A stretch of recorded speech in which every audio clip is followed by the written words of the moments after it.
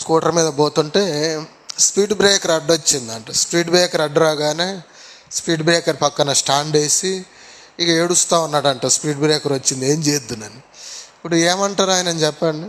సన్మానం చేయొచ్చా? మంచి తెలివి కల్లోడు పిల్లగాడని.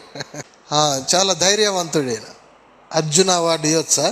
ఒక స్పీడ్ బ్రేకర్ వస్తే కూర్చొని ఏడ్చేవాడిని ఏమంటారు? ఎందుకు ఇది చెప్పానంటే, మనకు నవ్వు వచ్చింది కదా.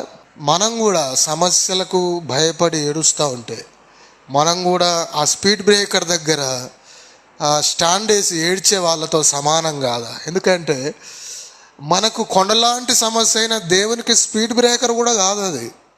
దేవుడు మనలో ఉన్నాడు. దేవునికి ఆ సమస్య ఏ పాటిది చెప్పు? మనమేం కూర్చొని ఏడుస్తున్నాం.